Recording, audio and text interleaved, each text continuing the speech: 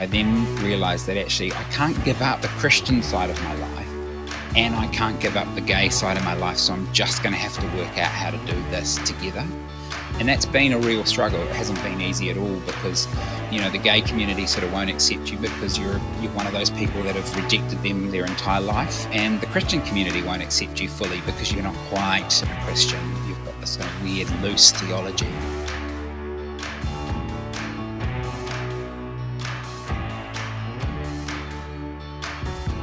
This is Down to Earth Conversations, where we hear from ordinary people who are helping to bring a bit of heaven down to earth. Kia ora! Welcome to another episode of Down to Earth Conversations. Ko Andy Dixon tōku ingoa. My name is Andy, and I'm excited to bring you another fantastic conversation today. Our guest this week is Craig Watson. Craig has worked in project management for the 2011 Rugby World Cup, the 2012 London Olympics, and also the Christchurch Earthquake Recovery. We talk about all of that and about how his love of people sits first and foremost in his projects. This is a man who really does care. We also have the privilege of hearing some of Craig's journey of being gay and Christian, his fight within himself to be straight, and then his acceptance of who he is, and his desire for safe spaces and belonging for others in the same boat. We're not going to get into theology in this episode. This isn't about who is right and who is wrong. It's a chance for us to stop, put our preconceptions aside, and just listen to Craig's experience. Listen to what it has been like for him. Here's a guy who often doesn't find a fit in the LGBT community because he embraces a faith that's at the centre of so much pain for many of them. But who also doesn't really find a fit in much of the church because he isn't really considered a proper Christian. He doesn't have all his ducks in a row. So please receive his vulnerability as a gift and treat it well. It's a genuine and love-filled conversation. This is episode 47 of Down to Earth Conversations. Here's Craig Watson.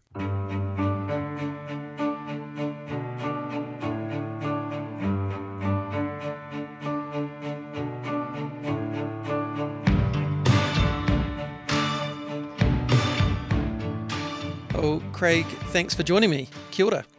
Kia ora, thank you. Why don't we just start with you sharing a little bit about who you are. Nō hea koe, who are you, where are you from? Yeah, I am Craig Watson, and I grew up in the sunny North Auckland, in a little place called Aotearoa. It's a beach town, so I grew up, hanging out on a really lovely beach, but also I grew up on a farm, so was used to the rural lifestyle. It was quite a treat. Would that farm still exist these days, or is it all residential? Yeah, it does. It's still it's a lifestyle farm, so it's right. not 25 acres, but they've still got it. I mean, we would like to subdivide it, but it's not quite there yet. We're still a little bit rural, but it was we grew up when I was quite fortunate. Grew up on a really big area, where we had lots of room to kind of play and explore and enjoy animals and things like that, which was good fun. Yeah, and now I am living in Wellington. Been here 3 years in June, and I work for New Zealand Defence Force as a people manager. So that's what I'm doing currently. Cool. I've been looking a bit at your work history on your LinkedIn and things, and so you've been a project manager in a bunch of different organisations, and you've been involved in some fairly big events over your time as well. I noticed you've been part of the Rugby World Cup when it was in New Zealand, and also the London Olympics. What was it like to be part of those kind of major events? It was a bit of a dream come true, really, and it was like how the heck did that happen? I had just graduated my degree in theology at Carey Baptist College, and I had a bit of free time before I could sort of start full-time work.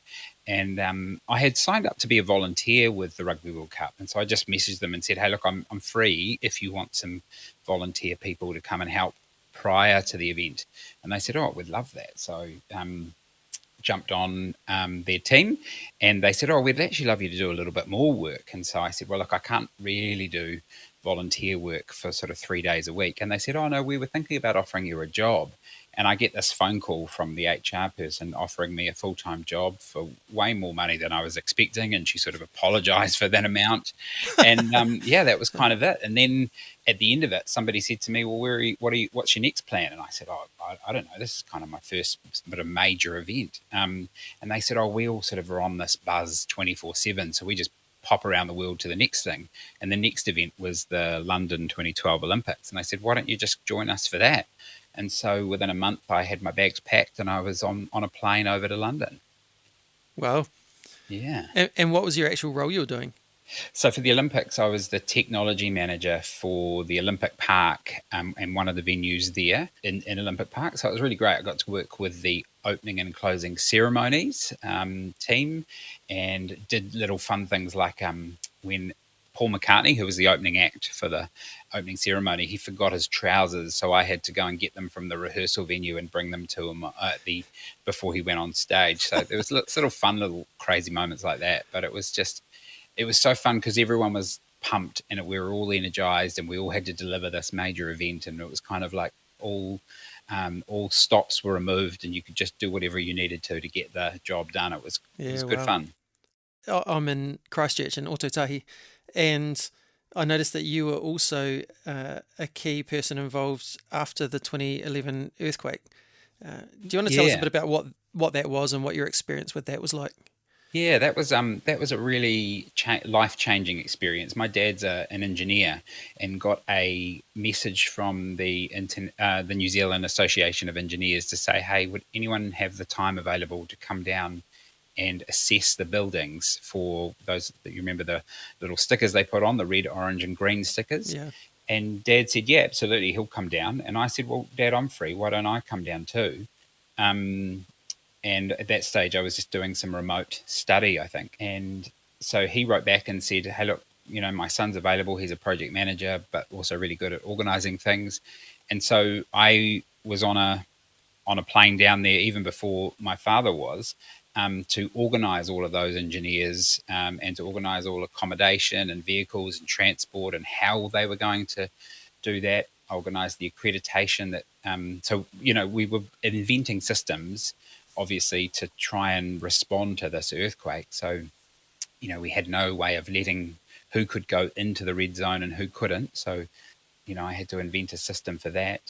Wow. We were sitting in a meeting every morning with the national controller, just listening to updates on all the teams on how they were going. And there'd be like, who can do this? Who can do this? And so you just kind of stick your hand up and take jobs. But I remember this, it was quite, so my nana lived in Christchurch. And so we used to go to Christchurch all the time for holidays to see her.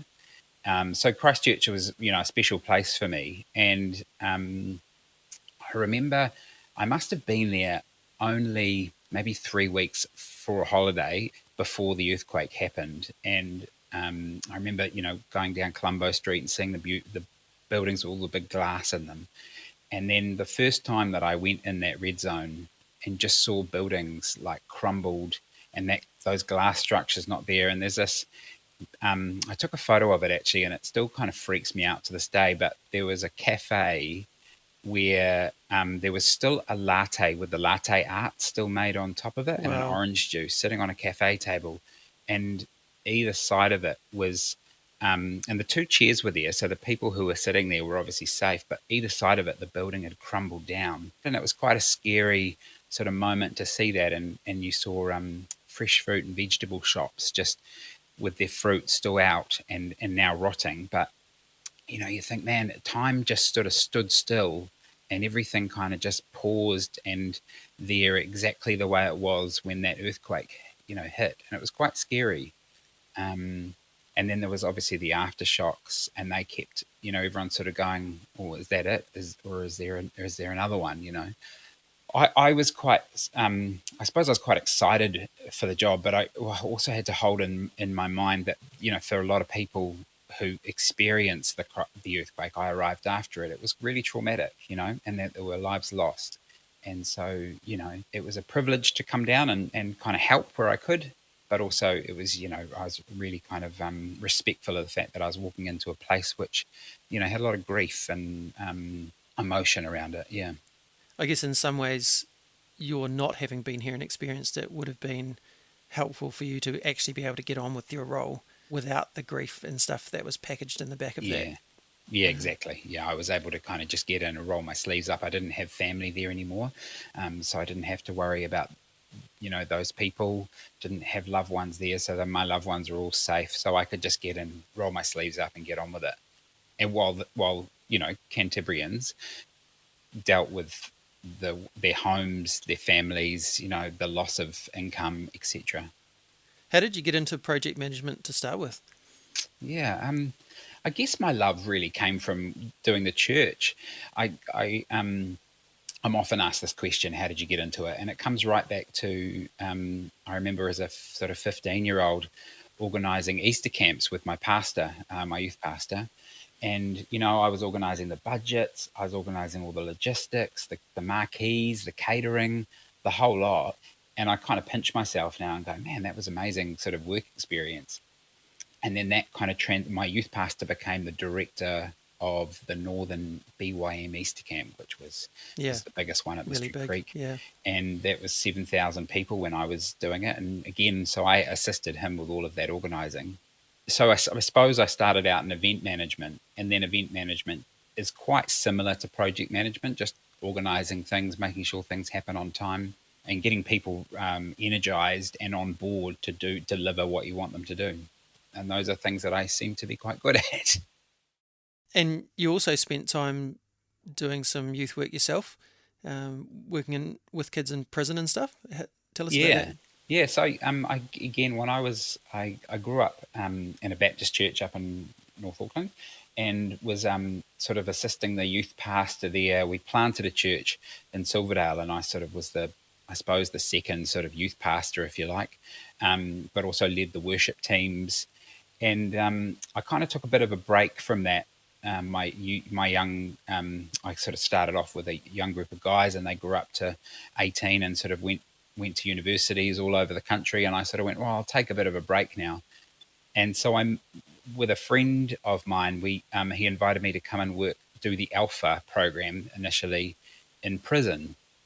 And I really found this love for working with, I suppose, these people who, Aotearoa was a really privileged town. Everyone's making good money. Everyone's traditionally white and very privileged. And I didn't realize that really until you step away and you see the other half of the world, or more than half. But and so I was meeting kids who hadn't had a parent that told them that they were loved, or hadn't had parents who had said, "Hey, what do you want to do with your life?" And so I was chatting to these young guys in Auckland Remand Prison, and they were telling me stories like, on the weekend they were bored in their little hometown, so they would drive a ute into 100% electrical or one of those Dick Smith shops, and the game was to see how many things they could get out of the shop before the police turned up. And so you're like, man, this is tragic that this is what these young guys are doing for fun, but they've got no other interests. No one has ever said to them, what do you want to do with your life? And then kind of encourage them to get on with that. So I then started a little program in the prison to sort of give these guys, and I simply asked them, what would you like to do? What if I could wave a magic wand and you could do any job in the world? What would you like to do? What are your passions? And we explored their strengths and some of their values to kind of work out, when they got out of prison, what might they then go and start doing at, say, university or Polytech or something like that. Yeah. But I remember that one of the scariest moments for me was I was with one of these young guys, and so the way remand prison works is they keep, if you're 17 but you're about to turn 18, they'll keep you in a separate part of the remand prison. And so these young people are all in this separate part of the prison. But because they're 17, they're all pretty pumped, and they're all, all they do is basically work out all day. And they think they're the kingpin, they think they're the top of the pyramid for where they are. But of course, when they turn 18, they become an adult. So they get moved over into the adult wing. And I remember going to check up on one of the guys who had been moved over to the adult wing, and I sort of went into the area. I said, "Hey, you want to come and have a chat?" And he was like, "Oh, I don't want to have a chat with you. I don't need a chat with you." And I said, "Come on, come on." So we brought him through into this meeting room that we went and closed the door. And as soon as the door closed, he burst into tears and he said, "Get me out of here." He said, "It's really horrible in here. I'm now, treated at the bottom of the pyramid. I'm treated as, all those scenarios that you hear about prison are all true." And he's really struggling. And you could see that these kids who were like, were really taking a second guess at what their life was. And for me, it really kind of, again, changed my viewpoint to thinking, how can I support these marginalized people, these people who haven't been asked, what do you want to do with your life, and kind of encouraged to do that. I think it's interesting, even hearing you talking about it. There's that sense of, they have ended up in prison because of something they've done, but they've also ended up in prison because of the way that society has pushed them, shaped them, molded them, whatever you want to say. That we've got these structures, or we don't have these structures, whichever way you look at it, that privileges some and not others. And when you're in that privileged group, it's really easy not to see that. So yeah, I find it fascinating too that when I've been in situations of the type you're describing, you kind of can go in thinking, well, I'm here to teach these guys something, and then you find out that actually you're the one doing most of the learning. Was it like that for you? Yeah, absolutely. Yeah. I suppose a little bit like you, I went in thinking, right, prisoners have done something bad. They deserve to be here. But, we want to change them so that when they do eventually get out, they don't do it again, right? So it's our job to change them. But actually, I came out going, no, we've got to change society to stop them from getting there. It's actually it's our fault that they got there. Our country needs to step up and realize that we're not supporting those who are in these smaller communities that don't have a parent, a parent or a parent figure who's really investing into them. Yeah. That seems to be kind of something that has carried on in your life in terms of, like, you've been doing these events, but they seem to be very much based around people. And like you keep finding yourselves in roles where you're managing people and bringing teams together. Do you think those things are related? The having a heart for the people in prison, and also the way that you work with your teams? Yeah, the boss that I currently work under is a friend of a friend. Is a cousin of a friend, and she sat me down and she said, "Craig, what do you want to do, for your life?" And I said, "Wow, that's really interesting. That's the first time I've ever been asked that, but that's a question I often ask others." And I said to her, "Well, I really want to help people develop people." I said, "My favorite job was a job that I did back in England after the Olympics, where I took a bunch of technical sort of geeks in the production world, and I got them talking about feelings. I got them talking about where they want to go on their career. I got them interacting with each other. Some of them would just go and hide in a studio all day, and you sort of really weren't sure what they were actually delivering. We got them to talk about their performance, and for me, that was a real win. When I got to leave that job, I looked back at the team and I saw a team of sort of really well-oiled, really passionate people who cared for the job that they were doing and the company they were working for. And a lot of them went on to much bigger jobs in the production industry, because we kind of, pulled them together, gave them some self-confidence, and kind of helped them to see their potential. And that's exactly now what I'm doing in the job as well. I'm working with IT geeks, IT engineers who, a lot of these people haven't spoken about feelings. Haven't talked about their mental health, and I'm able to kind of, I'm quite vulnerable with them and share some of my past to get them to open up and share. I remember our first day, we all sat in a big circle, and I just shared with them, I'm somebody who does this, and I'm involved in the rainbow community, and I go to church, and everyone was like, "Oh, well, you took that to a different level. You took that to a different. You didn't just ask us where we grew up and what our name is. You actually kind of introduced a bit more." And what I noticed is a lot of the engineers started coming to me with problems about their, in their own families, with their own partners, and sort of asking for advice or, comfortable to share that with me. And I thought, well, that's really rewarding for me. Something I see a lot is that vulnerability breeds vulnerability, doesn't it? Mm. When you are able to be authentic and share who you are, other people feel comfortable to do the same. Yeah, exactly. The other thing actually I love about that journey for you is that it's easy to look at you going into the prison and going, oh, hey, that's doing good in the world. But actually, you're taking that same heart into your business practices, Mm. and for my listeners will know I bang on about this all the time, but actually it's about doing what you can with what you have where you are, and that you don't have to leave your job and go work in a prison to be able to have that same heart of doing good in the world. So, so Exactly. Yeah. great to hear you doing that in that business kind of setting. Let's talk about Diverse Church, which is where I first encountered you. Do you want to explain, I guess, what it is and where it came from? Yeah, sure. So Diverse Church is simply I suppose, a network or an online community that does meet for conferences every other year, and it's aimed at supporting LGBT Christians or people who have a faith. And so the story behind it, for 29 years of my life or 30 years of my life, struggled with my own sexuality. Growing up in a Baptist conservative church, I knew the feelings that I was having for people of the same sex as myself, um, male on male attraction. I was as my friends were kind of talking about girls growing up and they're 13, 14, I was not kind of with them on that, but I was kind of feeling that same sort of attraction to them or to some of the other guys that I was around.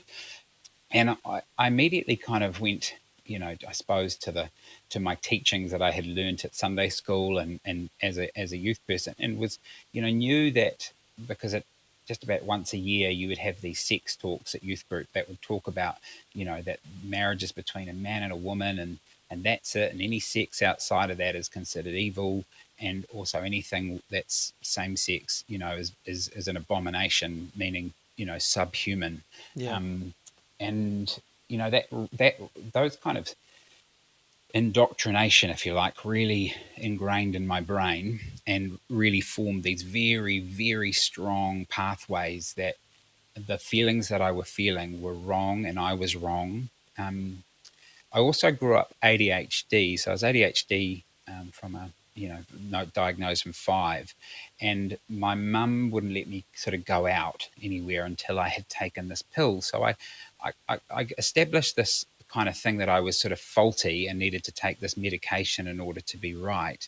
And I think that also then plugged in and fit really well with the I'm gay, therefore faulty, and need to really fight that thing, that disease, to be normal.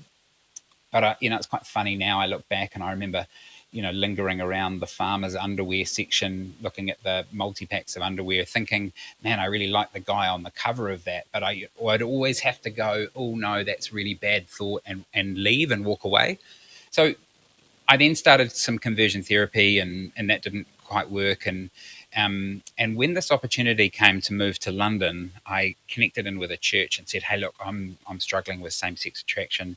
Do you know any courses that I can do over here to, you know, sort of change me?" And they recommended a couple, but I couldn't start them because of my work commitments. Um, but anyway, it ended.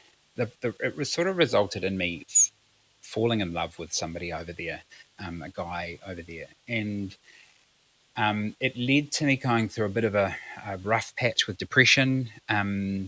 And the work found out, and I was working for a church at this stage. Work found out that what was going on, and it kind of meant that they wanted me to stand down from some of my leadership roles.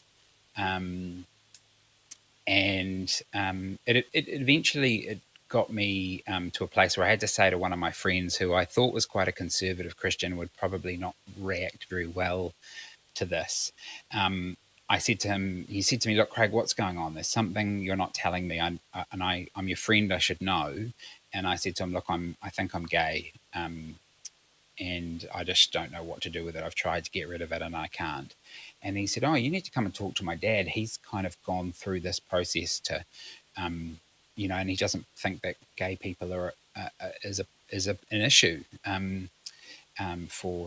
for God." And so I spent the day. It's really weird. You sort of jumped on this train, went down to the south coast of England, and you think you're sort of going to have this sort of 1 hour. Oh, look, sorry, I can have a coffee with you, but it's got to be an hour exactly with a pastor. He took the whole day. We walked around the city. We walked his little town. We walked through the bush. We had lunch at his house, had dinner with his family. And he just really took me through the Bible and really undid in one day what I had really drawn on my whole life from doctrine and scripture. So I then sort of, I suppose, came out to myself that, yep, this is who I am and I shouldn't keep fighting it. And I've been this way for a long time. And he said to me, the worst thing probably, Craig, that you're struggling with at the moment is that you've constantly been not telling your parents the truth. You've been sort of lying to your parents when they've asked you if you're gay. You've been saying, no, I don't want to be, And what that sort of led me to do is look for what is there in London for LGBT Christians. And I came across a group called Diverse Church UK. And they were mainly for under 30-year-olds. And at this stage, I was 31. So I wasn't really allowed to sort of join the group. They needed to keep it a safe space for the young people. So I totally got that. And they were just a community who just met up in different parts of London for coffees and desserts, and sometimes they went to some churches that they knew were affirming, and there were a few of those in London. But they were just a space that people could connect online and know that they weren't the only gay in the village, so to speak. Yeah, and so I ended up losing my job because I was gay. I came out in the church, and it meant that I had to return home to New Zealand.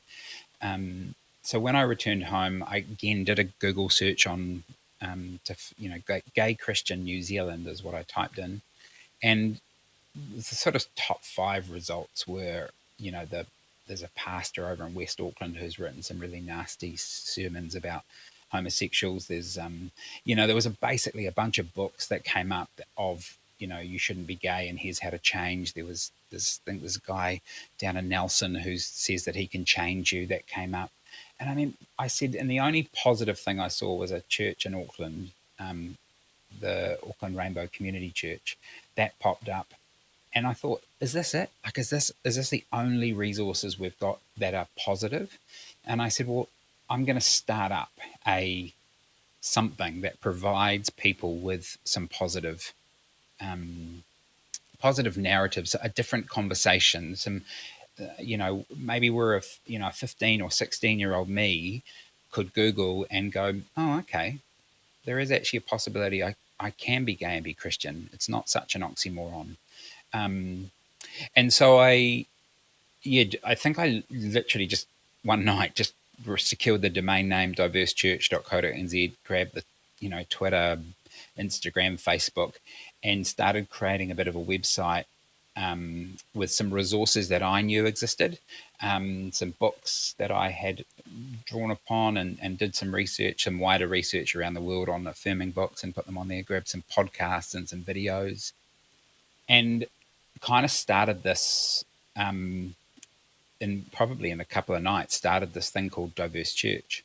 And I then went along to the Auckland Community Rainbow Church, and they connected me there with a few other people that were well connected. Peter Lynham is obviously a really well-known person in that space. And then there were some people here in Wellington that came up immediately. And so it kind of immediately got to the space where, okay, we've now got a core group.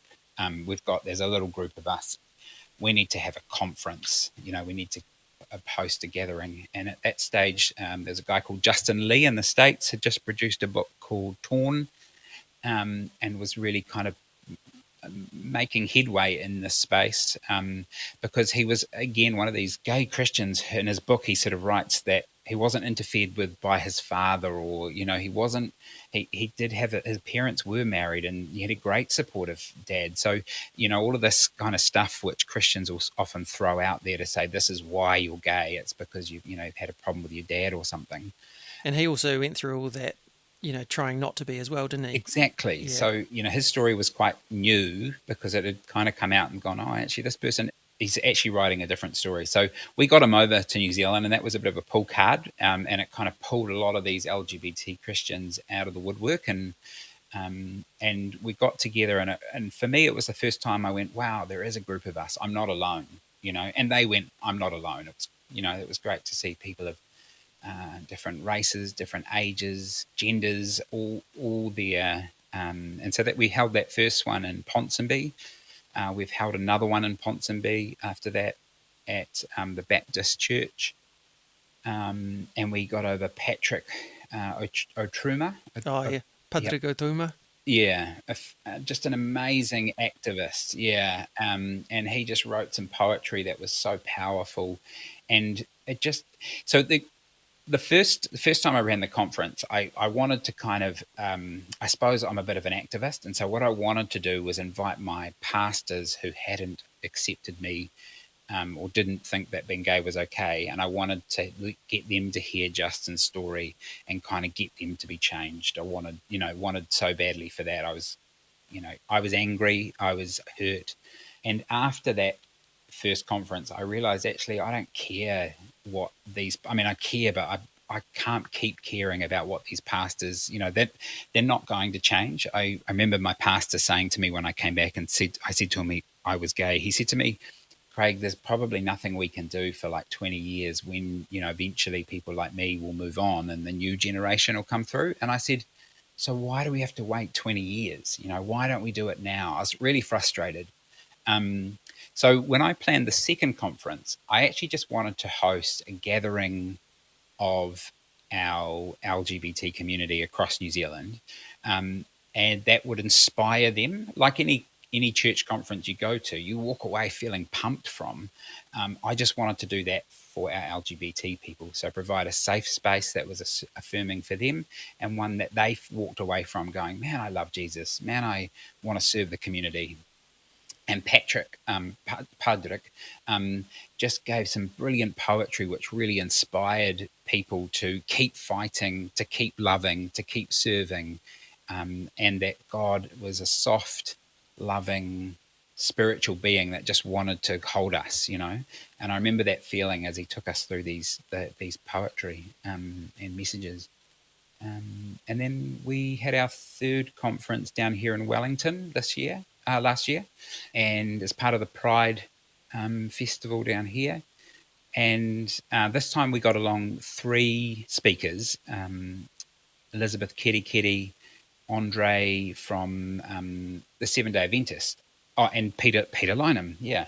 And Elizabeth Keddy just gave this beautiful, she's an MP for the Greens at the moment, and she gave this beautiful sort of looking back in Māori history where there was a whare that was sacred for LGBT people or people of all gender, all no matter what they assigned with. And, she also referred to the fact that gender is a construct that was brought in by the missionaries. But she said that there was a place where they could reflect on their ancestors and learn for their ancestors. There was a place for healing.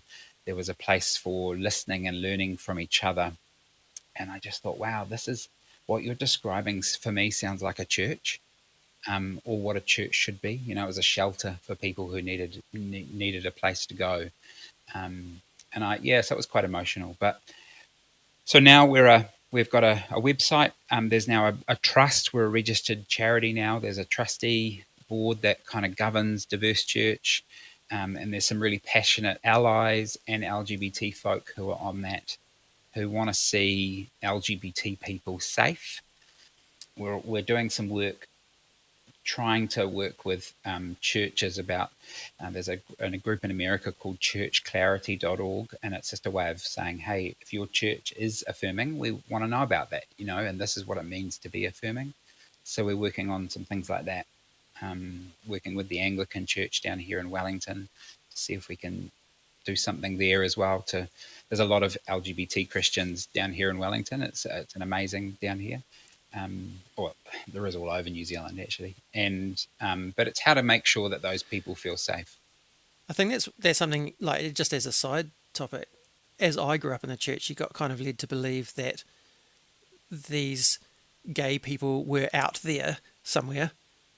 You never got any sense that there were any in the church, and yet, I mean, your experience is otherwise, personally, but also actually, the more I've looked, the more I've found actually there are people who are gay, who are Christian, all over the place, around the world. You're talking, millions of them. Yeah. And so it's not this thing that's completely separate from Christianity that Christians can think about as other. It's actually, hey, this is part of us. And I think that even the thinking of people as other is problematic, but that's what I grew up with. So yeah, I think that's a really key point that you just made, that actually there are gay Christians all around the country, and how do they feel safe in the spaces that they are? Because without diverse church, there's actually not necessarily that much in the way of support for a lot of them. Is that your experience? I mean, that's what I've noticed, but you're kind of more in the thick of it. Is that what you're noticing? Yeah. I'm just reflecting on what you were saying. I remember when I grew up, I used to think that gay people essentially were running around on K Road up in Auckland in a sequin G-string, and a policeman's hat on or something like that, and that was what those people were. And so I've got no interest in putting on a G-string and a policeman's hat and running around on K Road. So I just didn't associate with those people and thought that's not going to be me. So it was really interesting to, I suppose, meet some people, and I think it was the first time I met them was in England, where I kind of went, oh, you're a gay Christian and you're not like that. You're still passionate about Jesus. You're still a normal human being. So when I came back and I found those people here, yeah, my eyes were like really opened. I was like, actually, these people are just normal people. They just love the same gender that they are, but they still are passionate about Jesus. And actually, I might get in trouble for saying this, but I found that a lot of these people had some really strong Christian values because they've had to fight for them, And when I did some work for the Auckland Pride Festival a long time ago, and part of that I met a lot of LGBT people, and the amount of people that I said, I'm go to church, and they're like, oh wow, I used to go to church, I used to be in the worship band, but because I was gay, I couldn't carry on, and I think, yeah, actually, if you look around the LGBT community, there's a lot of creativity, there's a lot of love, there's a lot of soft men there, and caring men, and that's the sort of the communities that I was sort of talking to. But there's also some really creative women and non-binary space. There's those spiritual, soft-hearted people, and a lot of them, if you go back, they grew up in Christian communities. They were taught those values of loving your neighbour from churches. But when it came to them having to choose between their sexuality and their faith, the two, they wanted to reconcile them, but they couldn't because of the indoctrination. So they left the church, and this is the bit that crushes me the most, that they couldn't feel like they could bring the two together. So they had to pick their sexuality. That was the one that they couldn't change, or their gender identity, and they walked away from the church. And that's the bit I get crushed by, because I'm like, that shouldn't have been the case. We should have made a space for them that actually they could have stayed and been them and been their creative spaces, because we're missing some amazing people. Yeah. And like you say, that a space that talks about being welcoming and inclusive, often for people in that kind of space, doesn't feel like that. Yeah. I just want to say, putting this conversation out there, we're not trying to have a theological argument for anything here. There's lots of places to go and learn about that. and Diverse Church will have a range of resources there as well. But what I do want to do is put out this conversation and say, how are we loving people? How are we caring for people? Because actually, even if your theology says it lies on the more conservative side of things in regard to this, you're still actually called to love. And what does that look like? And how do we do that? And how do we stay in dialogue? Because, I know you've been someone who's been really open to dialogue with people who don't think the same way as you. But that hasn't always been reciprocated for you. I was reading about an experience you had with taking a group to Festival One. Do you want to just share a little bit about that and what went on there? Yeah. So one of the groups that has done a lot of work in this space is a group called Incedo, and they were formed out of another group that called YFC, or Youth for Christ, that a lot of people know back in my generation. And Incedo have been doing for a long time these kind of little forums around the country called A Different Conversation. And the idea being that everyone knows the conversation that being gay is not okay. So they wanted to have a different conversation. What if being gay and being Christian was okay? And so they got a number of people in to talk about their experiences and about their life, and just kind of open people's mind up to a different perspective. I think one of the things that I have learnt growing up is a lot of people who have quite conservative theology don't know, or they probably do know, but they don't know or have dialogue with somebody who is gay. And that would be my number one recommendation for anybody that is really challenging with this theology stuff. Go and take an LGBT person out for coffee and just listen to their story. Listen to what brought them to where they are today, because it could change your life, and it will just give you a perspective on your thinking. But flicking back, we were this group Incedo invited me and a bunch of their people to come to Festival One. We were given permission to set up a site where we could just offer a space for LGBT people at Festival One to kind of hang out with other people, and also offer a challenge to people who were thinking about the LGBT Christian topic, and do some interactive activities. And so Incedo has a pretty good rep in the Christian community.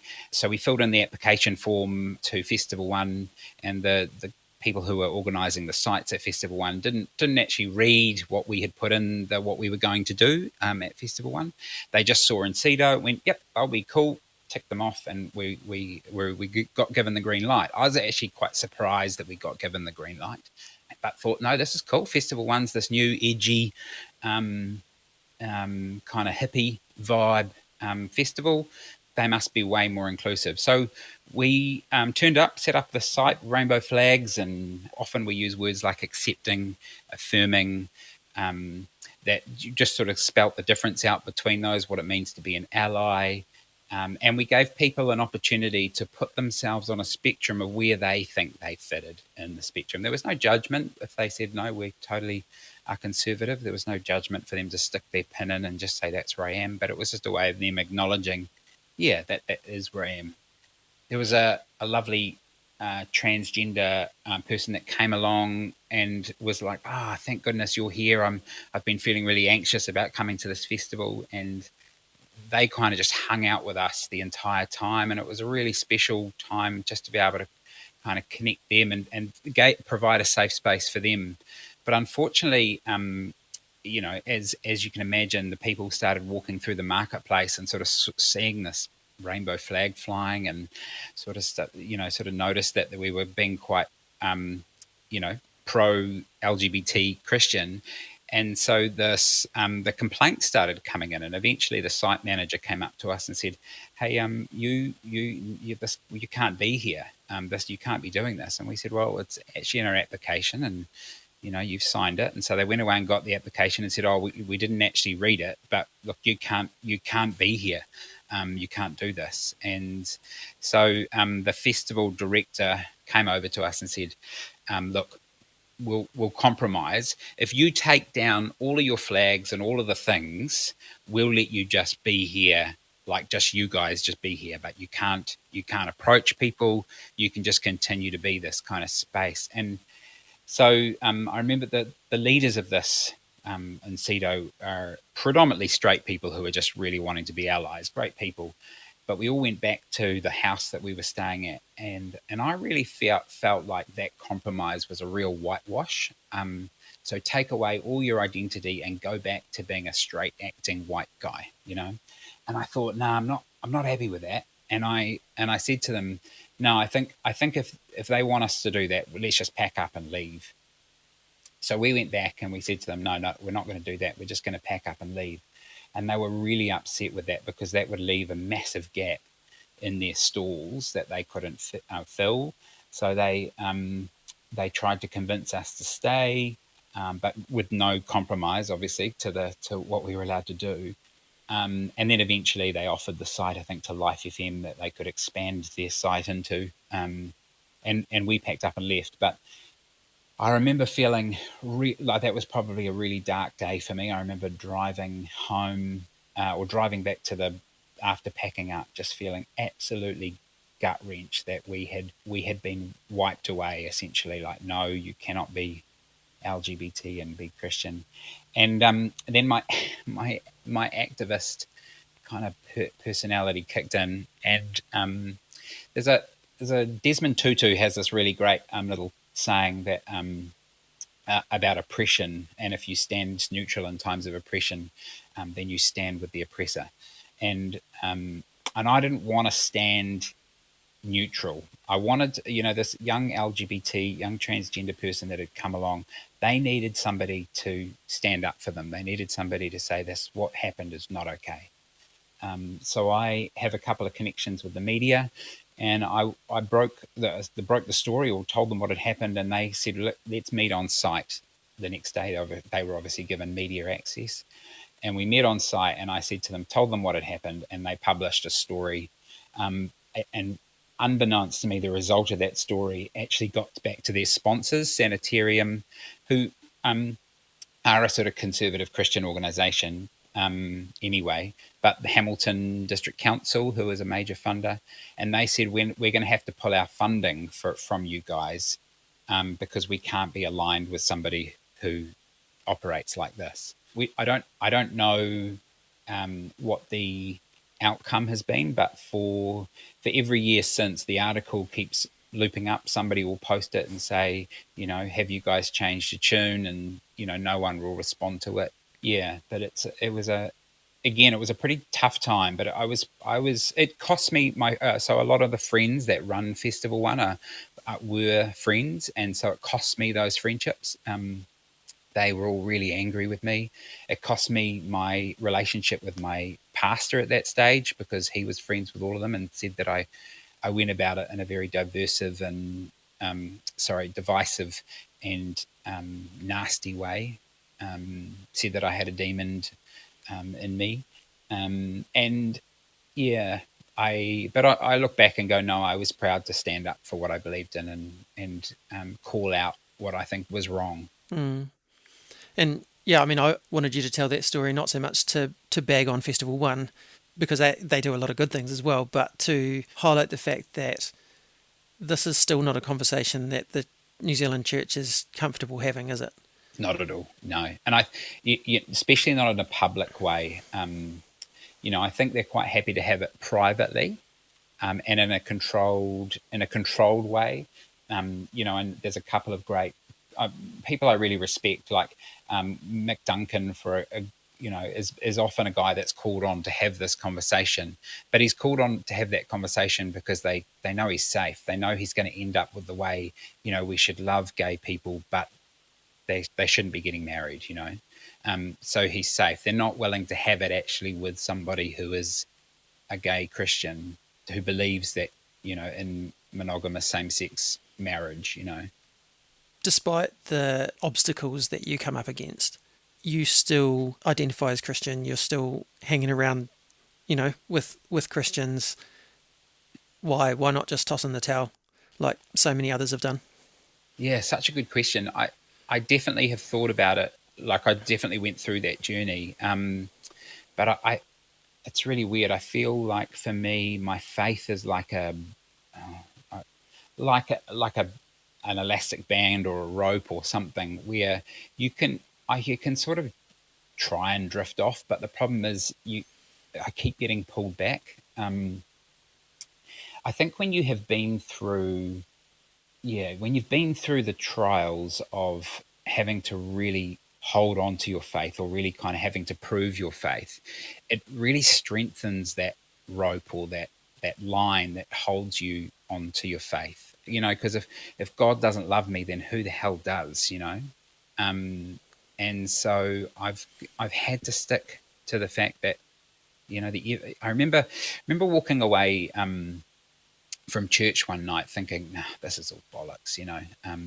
I remember reading somewhere that week that the Bible, where it was a bunch of men essentially got together, prayed, and said these ones should go in, these ones shouldn't, and this is what order they should go in. And I realized that the Bible actually wasn't something that sort of just fell out of the sky with Genesis to Revelation. And I thought, okay, so this whole faith thing is likely to be fake. It's just we're just following this kind of like cult where here's a book and it says this, and so it's all made up. It's all fake.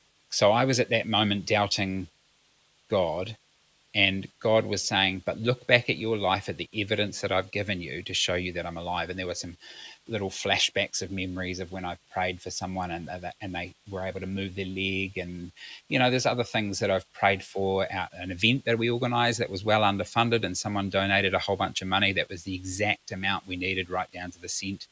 To cover the event. So there was all these kind of flashbacks that made me go, no, there is a God, and that feeling that I get when I'm in worship or when I'm listening to a really good worship song and I just feel this flood of love come over me that then needs to love others, and I'll get on the phone and just start encouraging people. For me, that was a sign that there is such thing as a God, there is such thing as a faith, and that thing is alive. And therefore, if that thing is also what is talked about in the Bible must be true. Like the stories that are in the Bible and the words that are in the Bible must be true as well. It's not all fake. So yeah, that was kind of a bit of my, of my journey, where I then realized that actually I can't give up the Christian side of my life, and I can't give up the gay side of my life. So I'm just going to have to work out how to do this together. And that's been a real struggle. It hasn't been easy at all because, the gay community sort of won't accept you because you're one of those people that have, rejected them their entire life. And the Christian community won't accept you fully because you've got this kind of like, oh, you're not quite a Christian. You've got this kind of weird, loose theology. Yeah. So you just kind of have to deal with that. And I get that even now, even the churches that I go to now, which are quite liberal, you can still feel that you're sort of seen as a little bit of a wacky, Yeah. Yeah, hard. Where do you find hope? Yeah. One of the Awaken conferences, there was I think at the stage he might have been 16.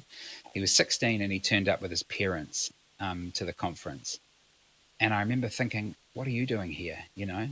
And why are your parents here? And I remember talking to him, and his parents were like, yeah, our son's just come out. We go to a Presbyterian church and we just really want to support him. And that gave me hope. I was like, here's parents that are willing to love their son enough to not only allow him to come out, but also then encourage him to come along to a conference and support him through that conference. His son, that guy now 18, came to the last conference, and he's now connected me with his pastor of this Presbyterian church, who's committed to saying we want to be affirming church. How do we do that? That gives me hope. I get emails probably weekly from LGBT people saying I'm looking for a church, so that the website, the system is working. I meet LGBT people who want to reconnect with church every day. That gives me hope.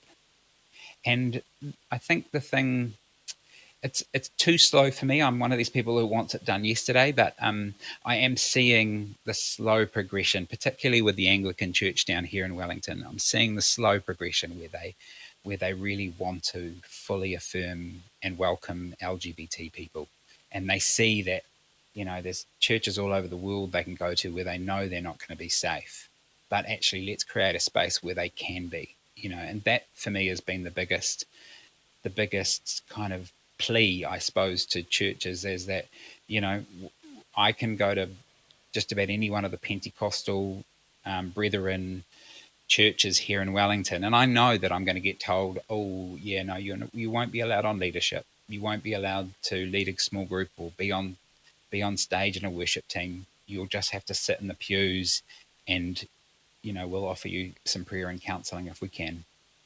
But where is the places where these people can go and be fully accepted and be fully welcomed and join the community, you know, and use their own talents and gifts to serve that community?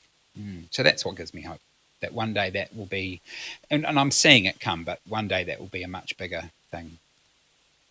Yeah. Oh, thanks so much for taking time to talk to us today. Oh, no worries. Thank you for sharing your journey and being really vulnerable about that. And thank you for what you're doing with Diverse Church and bringing a bit of heaven down to earth. Awesome. Thanks, Andy. No problem. Hello, hello, heaven. Will I hear you whisper to come near? I'm so thankful to Craig for sharing his story. Now, you're all going to have your own views of theology and how that intersects with people like Craig. But my heart is that, regardless of our theology, we would be people who learn how to listen and how to love. People who aren't scared of challenging conversations or people who are different. People who embrace those who are hurt, lonely, discarded, just as Jesus did. People who are prepared to be wrong for the sake of the well-being of others. If you do want to wrestle with this topic theologically, and I'd really encourage you to do that, follow the links in the show notes to Diverse Church and other resources that I'll include in there. Craig, you are a beautiful human. Here is a blessing for you. Craig, just as you have blessed so many through your youth work, your employment, and your heart for inclusion, may you also find people in your life who return that blessing to you, bringing the gift of life, love, and wholeness to you. As you continue to vulnerably share yourself with others, may you continue to find others prepared to do the same, bringing a greater sense of connection and unity in the spaces that you occupy. In those moments where your ongoing journey with the church seems just too hard or too full of pain, may you find places of shelter, of respite, and of healing from the many stones thrown your way. May you find allies with whom you feel safe and loved. As you continue on in your faith, may you constantly be reminded of your incredible value and your worth in Christ, no matter what anyone else says. And may you remember all those times when your faith just wouldn't let you go. In the face of struggle or rejection or pain for yourself or for others, may you continue to be inspired by all that gives you hope, by all that gives you a sense of belonging, and all that you know as love. And may that spur you on to dream about what could be, so you continue to have an ongoing impact in the lives of LGBT Christians throughout Aotearoa. May you know great times of joy as you gather with others who love and accept you, and find freedom and community with others who truly embrace you for who you are. And lastly, may you know you are seen, you are heard, and you are loved. Thanks to Strawn for the music and Rangi for the karakia. Join me next time when I talk to Carrie Thomas, educator, researcher, wife and mother. We talk about her love of dance and drama, her passion for seeing young people thrive, and her recent master's study looking at her own identity as Pākehā and what that means for her role as a teacher here in Aotearoa, New Zealand. Until then, me inoi tātou. E tō mātou matua I te rangi, kia tapu tō ingoa, Kia tau mai tō rangatiratanga, kia mea te tau e pai ai ki runga ki te whenua, kia rite anō ki tō te rangi. Humai kia mātou ai nei, he taro mā mātou mō tēnei rā. Muro mātou hara, me mātou hoki e muru nei I o te hunga, e hara ana kia mātou. Aua hoki mātou e kawea, kia whakawaia. Engari whakaorangi a mātou, I